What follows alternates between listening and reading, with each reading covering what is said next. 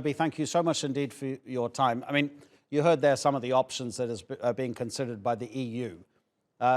Obviously, Moscow will be watching closely, but in terms of how Kiev will be reacting to what's been happening there in Versailles, what about this desire of Ukraine to become a member of the EU and for that to happen as soon as possible?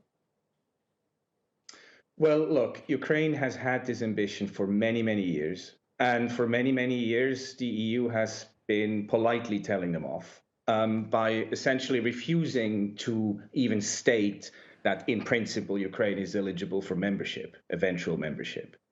Those fundamentals have not changed. Ukraine, Kiev will be disappointed by this. But it also has to be said that, what Prime Minister Mark Rutte said there about fast track to membership, that it's not the thing, it doesn't exist. He is right. There is no such thing. It's a long, long, long process. North Macedonia has been a candidate for membership for 16, 17 years now, with no prospect of joining anytime soon. These are just the facts. Having said that, I think what the leaders at Versailles had to do and did do was show unity. There were no divisions breaking out into the open that we weren't aware of before. It's the usual, Eastern Europeans who want to see some kind of fast track procedure versus places like the Netherlands that are in general very enlargement skeptic. And these divisions were papered over probably to the best that as was possible at this point in time in the middle of an ongoing war.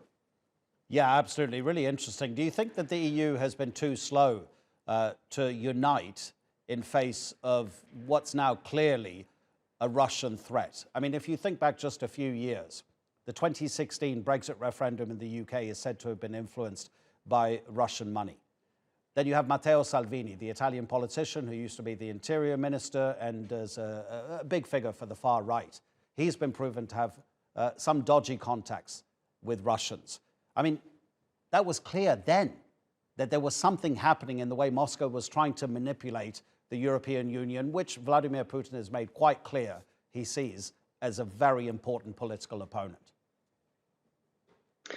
Well, Adnan, you didn't mention the biggest Trojan horse, if you will, inside the EU, which is Viktor Orban of Hungary.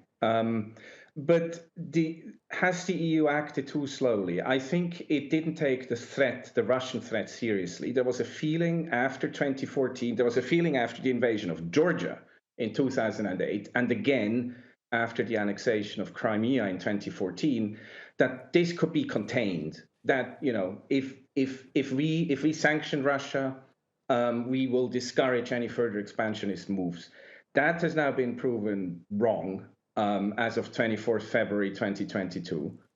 And after that point, the EU actually acted with astonishing speed. Let's not forget, these are 27 heads of state or government with extremely different viewpoints, different strategic interests, different assessments of threats, different, geographic positions vis-a-vis Ukraine. They came together. They sanctioned. They slapped unprecedented sanctions on Russia with astonishing speed. So in the end, they did the right thing, but it took them a few years to get there. Toby, thank you so much indeed. Really appreciate the analysis. Toby Vogel in Brussels.